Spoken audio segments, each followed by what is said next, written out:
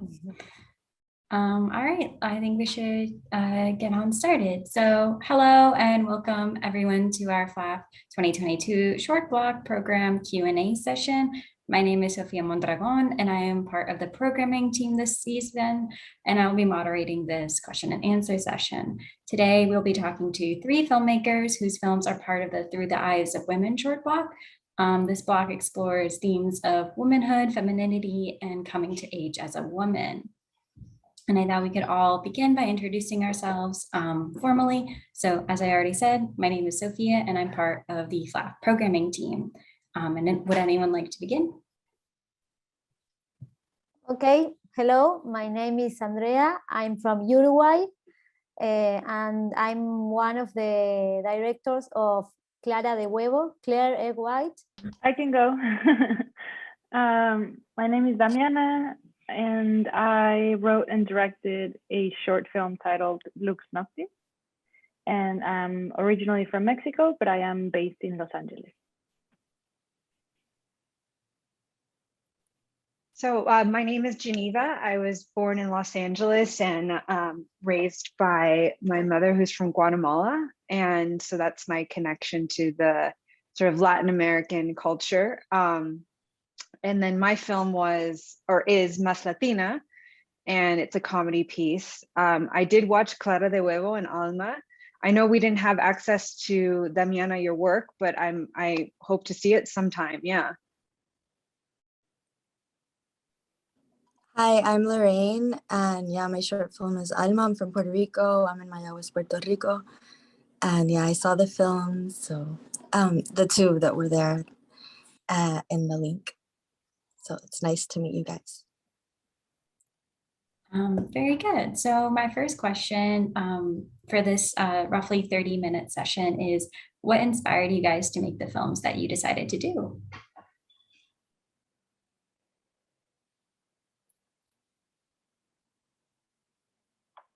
I'll go first. So in 2017, I had made a bit of a sketch comedy video where I did a character. I did sort of an impersonation of like a Sofia Vergara, very hyper femme, very sexualized type of female character. And she's cleaning the house and she's teaching us how to be Más Latina. And I thought, oh, how funny, like, why do I think being Latina means that you need to be very feminine and attractive at all times? And where does this idea come from? And then this question just sort of inspired more and more questions about Latinx identity in the United States and how it's portrayed, and, you know, what are the characters that we see all the time? And so it definitely came from a place of like wanting more representation and wanting more variety in terms of the characters that we see in the mainstream. But then it also came from a very personal place, because what we ended up making in Más Latina is about a female comedian who is struggling to make her mark in a male dominated comedy scene. And the way that she does that is by leaning into her Latinx identity. And that, I relate to that a lot as a comedian myself, and just what it's like to enter the comedy scene. Like there is still very much like a boys club or a lot of testosterone in that field, and just feeling like an outsider sometimes. And also, what does that mean to a Latinx family and the different opinions, you know, your family might hold, knowing that you are into comedy? So that's something that I am going through right now. Like, my mom doesn't really know what I do, you know? And so, yeah, so Más Latina was very personal, but again, it came from another, just like a larger goal of wanting to create a fun vehicle for playing with different stereotypes that I've seen in the mainstream, so.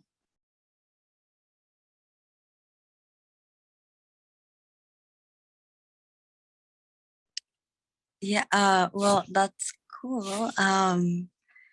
So my film Alma is based on a true story about my 2 cousins who went out for a run one day and they were murdered. And so that was in 2014. and then I wanted to do something to honor them.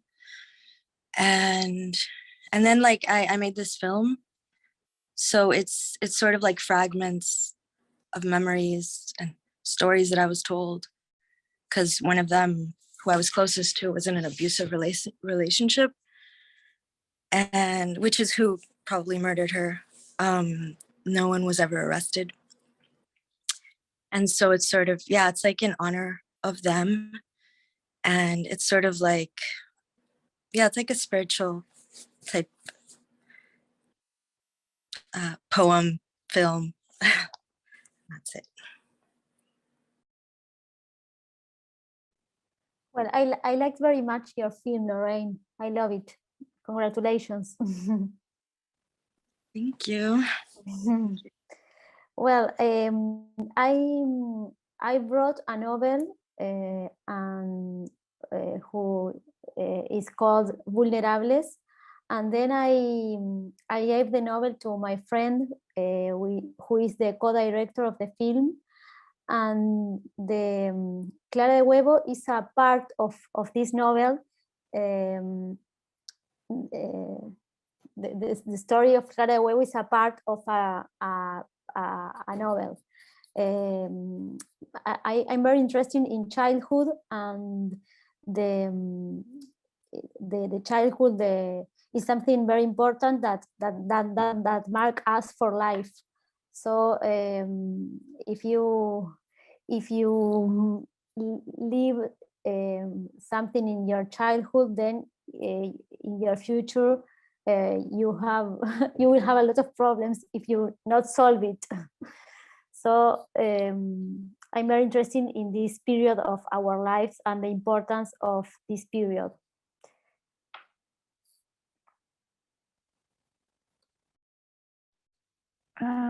I really want to watch your guys' films, and I will share mine.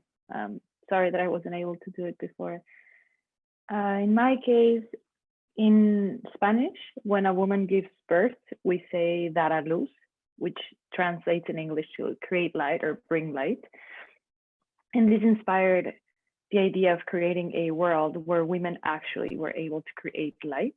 And I created this community where women survive the darkness by their ability to create light, and they have rituals, etc. And I really wanted to make a film where these women had adopted a patriarchal system to kind of make a commentary on what I believe is the work we really need to do nowadays of healing the feminine and embracing what it actually means to govern ourselves as women without the patriarchal frame of mind, basically.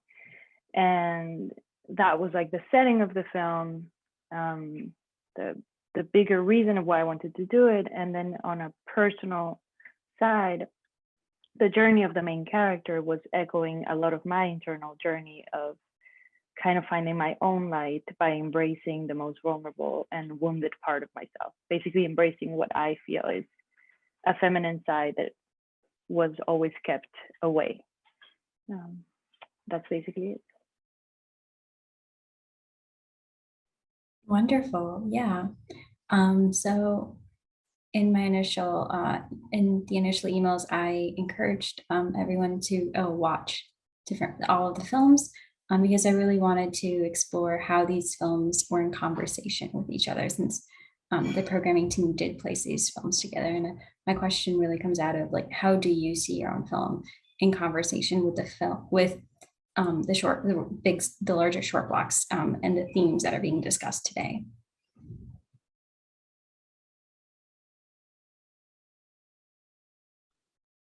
I do feel that Más Latina is a little bit of an outlier because it's very comedic, and you know, at least Andrea and Lorraine, like they were such beautiful, poetic, cinematic, just dealing with, you know, more like heavier material. And Alma for sure was just like very serious, like it's we need to pay respect to those women, and I'm so glad that you did that, and and I feel that you achieved that goal.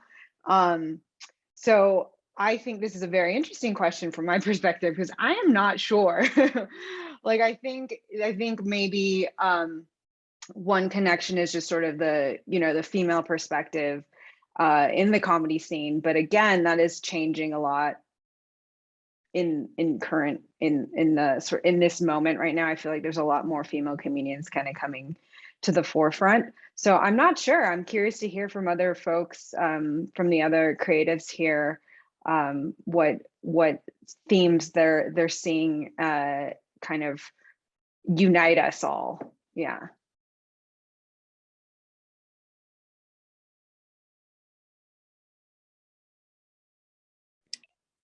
I was just thinking when I was seeing the films, I really did enjoy how they were all different, you know, and I feel like that's, you know, a very very like nurturing, like you can really get a lot, enriching, because you're like getting all this different types of information and some comedy too, but the comedy also was very it was very honest, like, I mean, without knowing you, but it felt honest. And yeah, I think that there was a lot of honesty in the three films, in these short films. And yeah, I mean, I that's what I really liked about it, how enriching they were in these very different ways. Yeah, that's what I would like to see.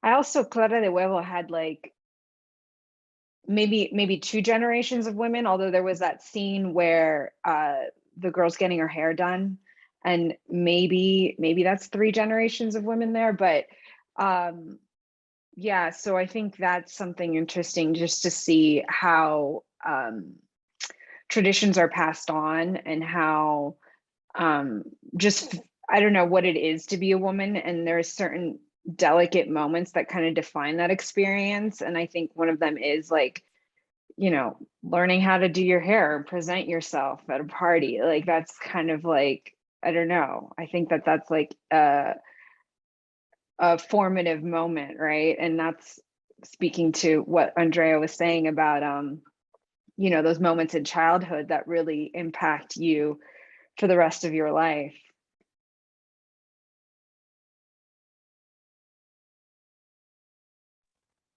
I think that actually there are many feminine dramatic stories, but we also need comedy to touch on certain themes, and that is good for women to use comedy to speak.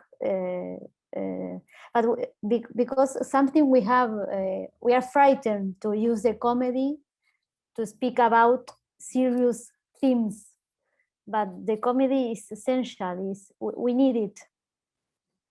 So I love your film, Janeva. I think women, tenemos que animarnos. I don't know how to say it. Help.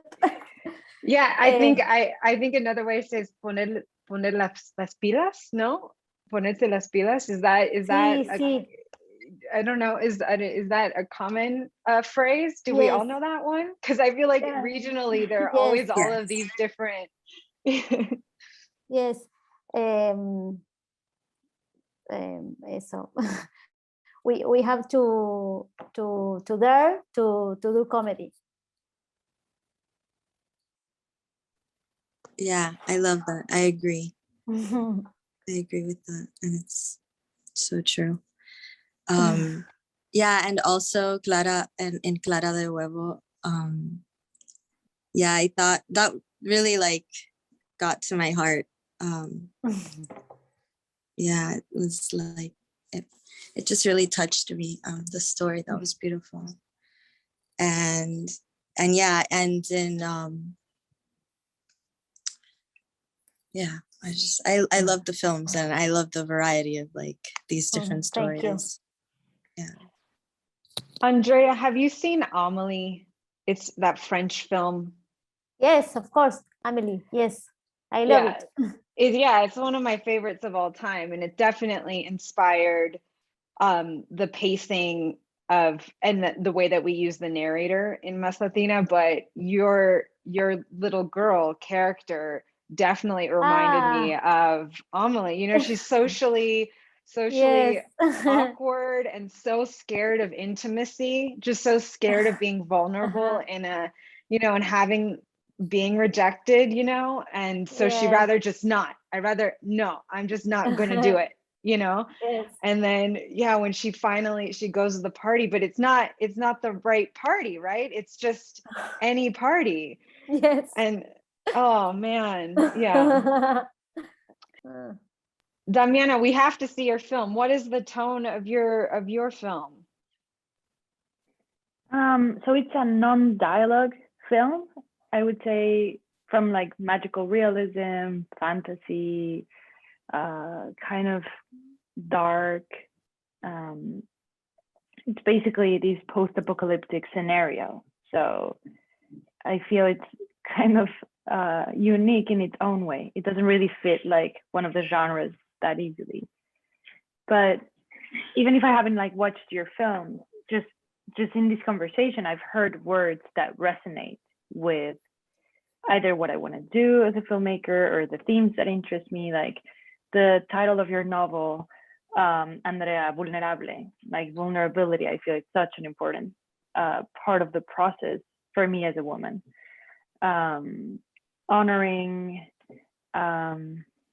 Honoring the passing away of people we love, honoring the struggles of women in our family and the conflicts between generations. And my film really also deals with like relationships between the women in this community, even if they're not spoken through words, but there are definitely like generational relationships. So to me, it makes sense like that we're together in this group, even if I haven't watched the films, just judging by the words and the dialogue, I feel there's definitely a connection. And it's always refreshing to be in a group with other female creators, female protagonists, and in this case, within a Latino festival. So that's something a bit unique.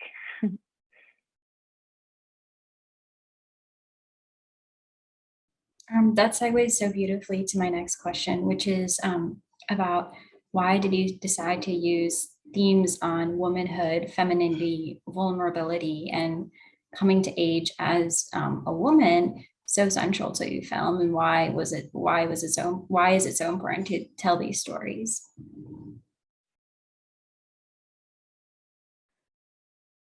I think also, you know, now that we're talking, I'm seeing more and more connections between them, but in Más Latina, you know, the mom character is someone that if she were born in a different time, she would have done something else. Like she's very savvy and very business minded, but she's of the generation where homemaking, being the matriarch of the home, is basically what you do, you know? And that's definitely something that if I were able to make more, because I see Más Latina being like a short that starts off a series. And if I can see this mom character becoming interested in performance and being interested in what is that like to be in the spotlight and have a microphone in your hand and be able to say something and, you know, have a platform, because she would have liked to have done that, but didn't know that it was an option, you know? And so and then the, you know, her sister, who is the next generation down, has a bit more agency because she's just younger and has had, again, more options. And then the person I play is the youngest of the three and has had even more, more options and opportunities available to them. And so I think it speaks to just sort of this evolution that we've had as women, that we share this experience of just oppression, right? For lack of a better word. And it's like, it looks very different now, but there's residual, from that patriarchy that you talked about, Damiana, there's still these residual structures in place, and then also internalized structures that as women we've either just accepted and then carried on. And so it's a work in progress. So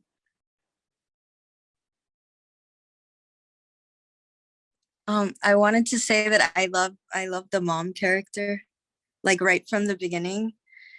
And I just feel like her character is, because she is like serious, and sometimes maybe in a way you could see it, or maybe, I don't know, I just really love that character. And also, she does it all from love, it all is coming from a place of wanting the best for her daughter. And I guess maybe it's because we probably have those women in our family, and we know what that's like to be in that situation. So which is also why I really like your main character. I just feel like I think you created a very relatable character, at least for me, because she wasn't like, she was like, okay, I'm gonna start using this because people respond to it and people can understand this, and this is what I'm supposed to be, or this is, and yeah, I mean, I just think it makes a lot of connections about what we're taught, what we're supposed to be, what we're supposed to think of ourselves, or like, and as we get older, maybe we start to like, and not just get older, but like as things continue to change, we break down those barriers. And yeah, that was cool, very cool. But yeah, I wanted to say, as far as women, I definitely wanted to make a story about women, and women, like, I wanted to make the story of the women in my family. And I mean, I still want to continue to tell stories and make films about the women in my family, because I feel like I don't really see them that often in film. And I want to continue to honor them and shine light on their stories. So I think that's really important. I think we all did that. And Damiana, even though I haven't seen your film, it sounds amazing. I can't wait to see it. I really like what you're working with, dar a luz. I love that, that you're thinking about it in that way. And it's so true. It's because thinking about having a child, because I think it's kind of like this shamanic experience, in the sense that you're bringing something from some other place down into this world, and that whole creation. And yeah, and also like us as filmmakers, like creating and birthing, because like making a film is it's like a birth, like giving birth in a way. But yeah. It's funny you mentioned shamanism, because I'm really into shamanism. I've been practicing for a couple of years now. And yes, for me, it's like, I'm very interested in stories that deal with female characters, because I feel as women, or at least myself as a woman, I'm always contemplating, what is it to be a woman in this time? What was it for my grandmother? What was for my mother? We've made progress. We still have a lot, like long ways to go. And a lot of what we see in films is this oppression from like male and women, man, and I wanted to make a world where it was as Janeva was saying, almost like woman to woman, because I feel it's so encoded in our beings now. And I'm interested in that discovery and exploration within ourselves, individually and as a community of women, like redefining what the feminine is to us, and what even this concept of like dar a luz right now, you know, with the abortion topic, etc. Like these things I feel are so actual and relevant, but I don't know if we have that many spaces to talk about them within ourselves and woman to woman, not with the system that is still primarily male.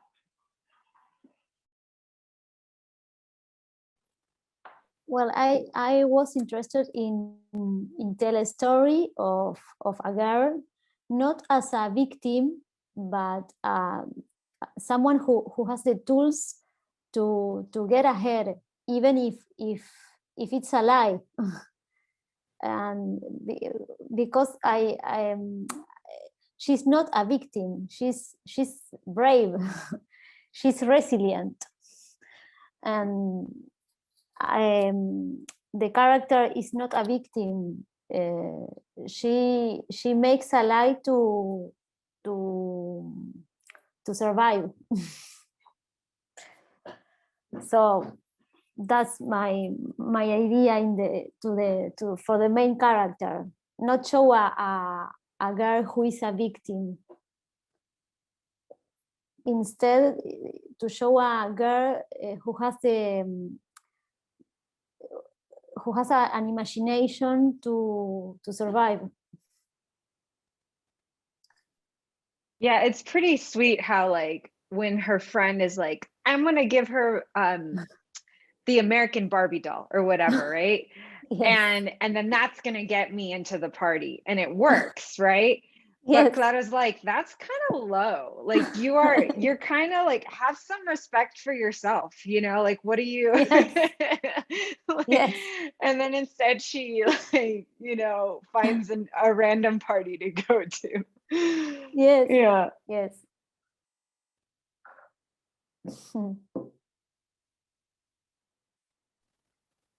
I love that. And also, I think about in your film, also it touches like this topic of sacrifice, like that women, there's like a lot of sacrificing in for women. And for her, it's in a very interesting way because she's sacrificing by going to this party and doing everything that she does for the happiness of her mother, because that'll bring happiness for her mother, and that brings her happiness. And yes, I love exactly. that. Yeah. And it's beautiful because it's like different, you know, usually we see more like the mother sacrificing for the child. And in this way we see like a different story. Yes, even if it's far away for the mother. So there's like a sacrifice of the mother because it's far. But in the end, it's more the daughter that just really wants her mother to feel better about herself. I love that. Thank you.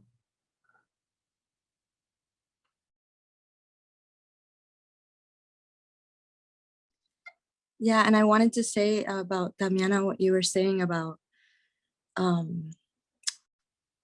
it's, you know, like we don't have a lot of spaces to talk about these topics, like from maybe within ourselves, but also within each other as women. And that makes me think about in Alma, when my cousins were murdered, because they were running, and they ran by this place where it's a clandestine landfill, but it was by their house. And so they were like taken into there, and they were raped, and, you know, they were murdered. It was terrible. And they were found later that day by the family and the community. But it's a topic that you just can't really talk about. It's not like we talk about this and heal. It's more like, don't talk about it. And even when I was going to make the film, like I knew I wanted to do something different. So it's not the way that it's a murder maybe is usually talked about in a film. But even with that, just because I knew I was going to talk about this topic, I didn't know if my family, the community was going to approve of it. But yeah, luckily they did, and they were even happy and grateful, like that it was, that I, you know, that this was happening.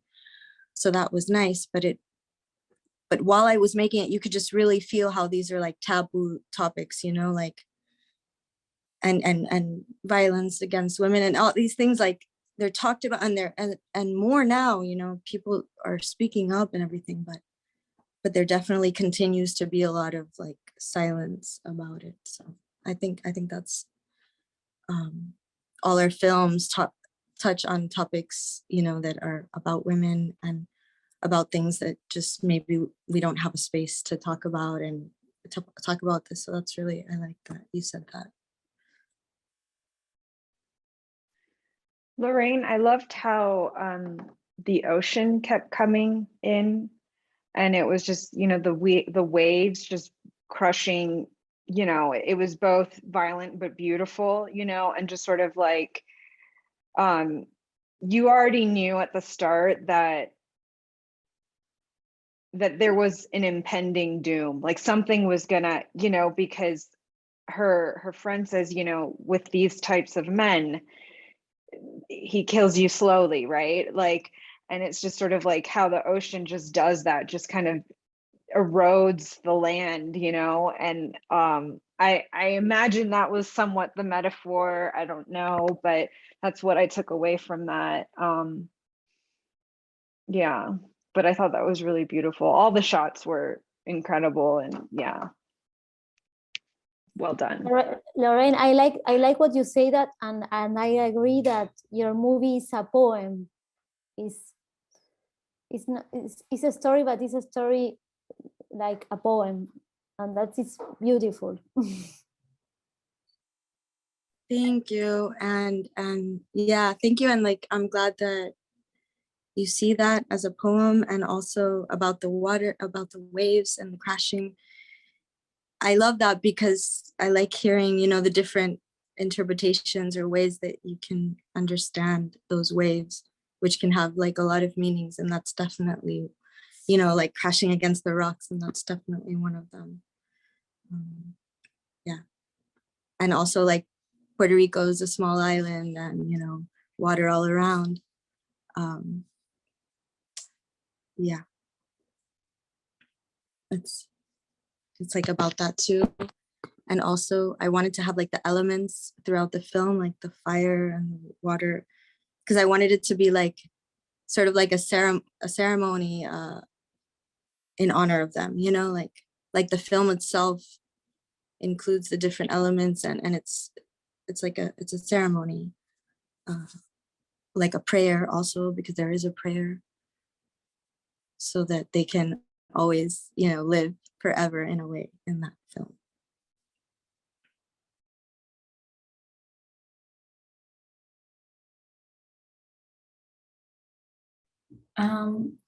So one of the last questions I wanted to talk about and ask was, what was the hardest part about making your film? Since all of these seem very intimate and vulnerable pieces, and I was just wondering, what was the hardest part about making something so powerful?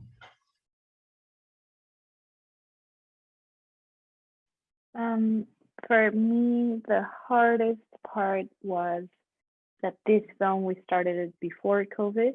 I started shooting it and got locked down because of COVID midway through the shoot. And then there was a 7-month pause where I had only shot the first and last scenes of the film that coincidentally were no dialogue. And there was dialogue in the original version. And I decided that when we went out again to shoot, having no dialogue would help on a production COVID level, but also it actually helped the narrative. So I rewrote for like 7 months, and then we went out again and shot it. And so the entire process just felt like more of a feature kind of production than a short. And that was what made this project particularly more difficult, that it felt very long, even if it was meant to only be an 11-minute short.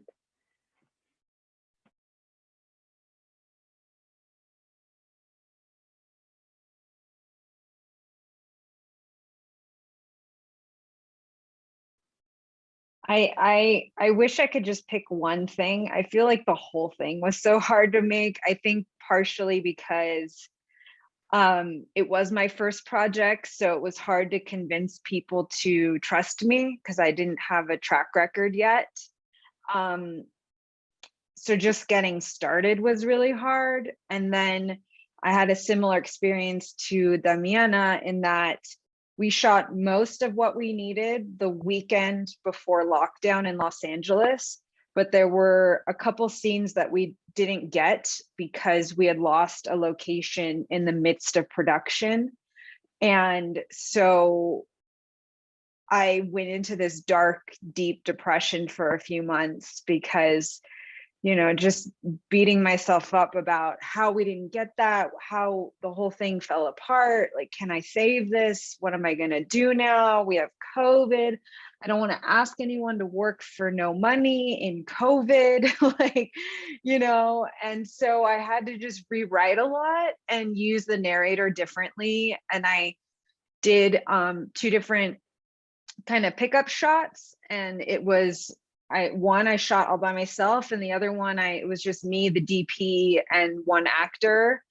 And so that was really hard, having to spend months in isolation, just dwelling on this, like, you know, accident basically, and then trying to figure out how I was going to get out of it. And it's still something that I deal with every time I watch the film, because I think, what if I had that scene, you know, would it make a big I don't know, but I've come to peace with where it's at, and also that it's like not the only film I will ever make, God willing.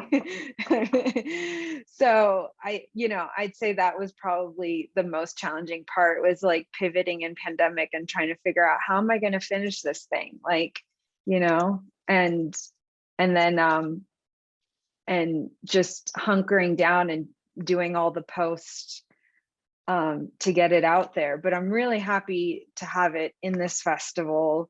And I do love that I'm paired with you all. And it's been really cool to hear these themes and hear how we're all interconnected, and that, yeah, it is kind of like important for us women to have a space where we can play. And like, even though our tones are so different, like we've got some strong connections. So, but I'll pass it on to the next person for their difficult moment.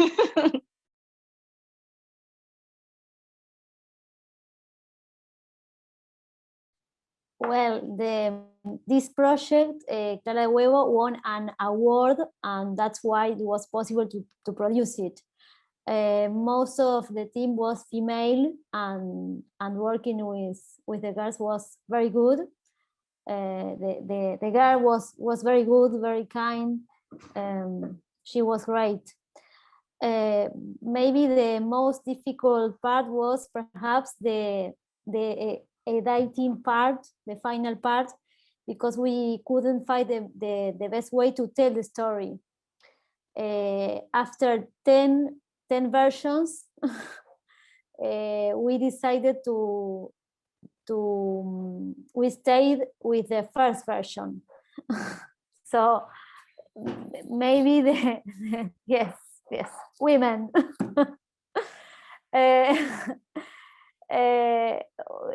We have to be more confident because we are very insecure. All the time we were very insecure with all the decisions. So we have to make 10 versions. And then after that we say, no, the first one was the best. That's all.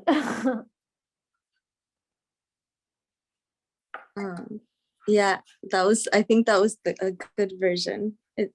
No one could ever think you did 10 versions, but you did good. Sometimes maybe, yeah, it's true, like the confidence thing. But yeah, you guys did great. And also in Más Latina, that you said there was scenes that you didn't have, you know, but like, of course, like I see it and I don't, of course I don't know, but it doesn't seem like anything is missing. So that's, anyway. And for me, I think it was just, you know, the topic of my cousins, that it was a sad talk, you know, it was a hard thing to do. And like we filmed part of it in close to where they, you know, we filmed it like next to where they lived. So part of it, and that part was, you know, hard, like emotionally. I think that was the hardest part.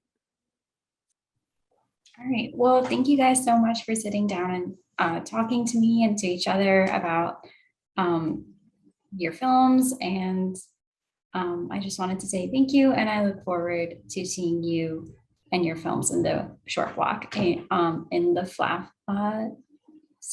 festival season. All right. So thank you so much. And I'll see you soon. Okay. Thank you, Sophia. Bye. Bye. Thank you. Bye. Let's keep in touch. Bye. Bye. Bye.